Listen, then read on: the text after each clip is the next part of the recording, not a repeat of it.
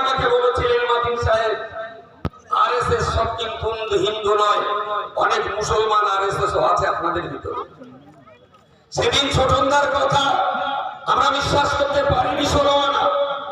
আমি বললাম মুসলমান আবার আরএসএস হয়? ছোটনদা বললেন হ্যাঁ হয়।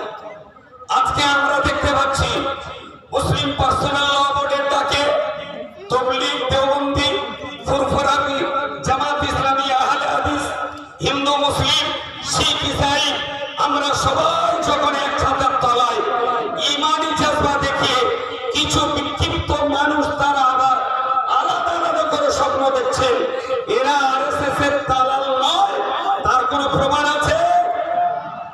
সুতরাং অত্যন্ত সাবধান আর সতর্কতার সঙ্গে আপনাকে পা ফেলতে হবে। আপনি কিন্তু কাঁটা তারের উপর দিয়ে হাঁটছেন, আপনি কিন্তু কাঁটা তারের উপর দিয়ে হাঁটছেন। সুতরাং হিন্দু, মুসলিম, শিখ, ইসাই, দলিত, আদিবাসী আমরা সবাই আছি। শেষ কথা আপনাদেরকে বলবো, ওয়াকফ সম্পত্তি যদি দিল্লির গভর্নমেন্ট নিজের করায়ত্ত নিয়ে ফেলে, ক্ষতি শুধু মুসলমানের হবে না, মসজিদের যেমন ক্ষতি হবে হিন্দু মন্দিরেরও ক্ষতি হবে। কারণ কয়েক হাজার মন্দির আছে মুসলমানদের দয়ায় দেওয়া ওয়াকফ সম্পত্তির উপরে প্রতিষ্ঠিত মন্দির, সেগুলো কিন্তু সর্বনাশ হবে।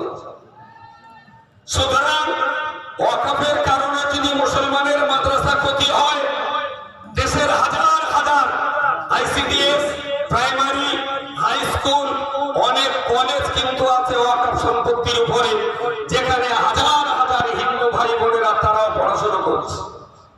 ওয়াকফ সম্পত্তি যদি সর্বনাশ হয়, তাহলে যেমন পীরের খানকার ক্ষতি হবে, তেমন কয়েক হাজার হসপিটাল নির্মাণ হয়েছে ওয়াকফ সম্পত্তির উপরে, সেই হসপিটাল কিন্তু ক্ষতিগ্রস্ত হবে।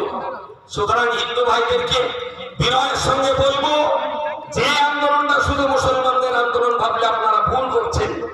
হিন্দু ভাই যারা আছে তাদেরকে উদাত্ত কণ্ঠে আহ্বান করছি, আপনারা এগিয়ে আসুন, হাতে হাত রেখে দেশের জন্য, ভারতবাসীর জন্য বিশ্ব সভায় ভারত আবার শ্রেষ্ঠ আসন লড়ে, সেই স্বপ্ন দেখতে আমরা আরএসএস মুক্ত ভারত গড়ার স্বপ্ন দেখি।